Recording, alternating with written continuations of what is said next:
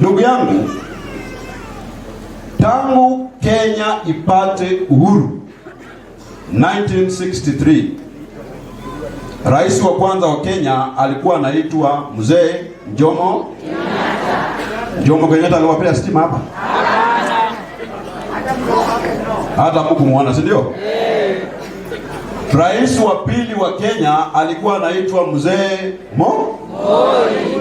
Alikaa kama rais miaka 24. Yeye mliona Moi hapa? Ile siku nilimuona nikiwa mtoto mdogo pale Mlwanda kija kwa Ishiwani, tulikuwa tunaenda kumwimbia nyimbo za kitamaduni. Hiyo ndio kazi alikuwa anakuja kufanya kuise. Rais wa tatu wa Kenya alikuwa anaitwa Mwai Kibaki. Mwai Kibaki aliwaletea stima? Hapana. Rais wa nne ambaye sasa ndiye anajifanya kichwa ngumu alikuwa anaitwa Uhuru Kenyatta. Kuna siku mliona Uhuru Kenyatta hapa? Imemchukua Rais William Ruto kwa miaka 3 kutuletea stima hapa Kuisero. Ruto anaweza ama hawezi? Ruto anaweza ama hawezi? Wacha nione wale wanasema Ruto toto ama hapa Ruto ama hapa.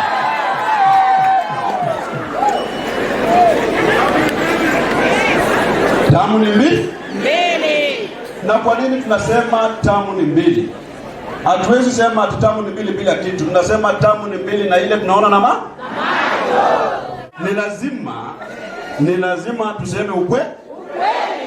Because kuna wakora wanakuja huku wanakuambia hakuna kitu William Ruto anafanya. Mtu anakuja anasema hakuna kitu William Ruto anafanya nini? Sisi tunamwambia wewe ongea yako, ukimaliza uende. Sisi tunajua Ruto ametupea stima hapa Ishirota, hapa Yohana Saboloke. Wamekuwa wakitoa ushuru kama wananchi wengine wa Jamhuri ya Kenya, ili hali pesa yao imekuwa ikitumika kufanyia maendeleo sehemu zingine na sio sehemu zao. Kwa hivyo huo mtindo wa ubaguzi, huo mtindo wa kuacha sehemu zingine nyuma, huo mtindo wa kubagua sehemu zingine, Mheshimiwa Rais William Ruto ameimaliza, si ndio?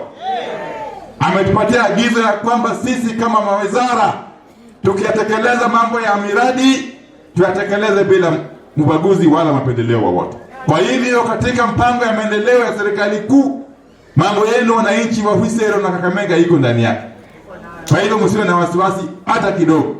Sisi wananchi wa eneo hili, ikijumuisha hii kaunti ya Kakamega, kaunti ya Busia, kaunti ya Vihiga hapa, kaunti ya Siaya, and to an extent kaunti ya Kisumu, tumekuwa tukitembea safari moja kwa hizi miaka zote. Tumekuwa tukitembea barabara moja kwa mambo ya utamaduni, mambo ya uchumi na biashara, na hasa kwa mambo ya siasa. Mimi ningependa kuwaomba wananchi watukufu wa eneo hizi tuendelee kukaa pamoja, tufanye kazi pamoja, tukiendelea mbele nyuma ya Mheshimiwa Rais. Mheshimiwa Ruto ndiye rais wa 5. Lakini kati ya hao marais ambao tumekuwa nao, huyu Mheshimiwa Ruto ametuonyesha ya kwamba yeye anajali maslahi yetu kama watu wa eneo hili la Western Kenya. Kweli sio kweli? Wangapi wanakubali kwamba tuunge mkono Mheshimiwa Ruto tukiendelea mbele? Very good.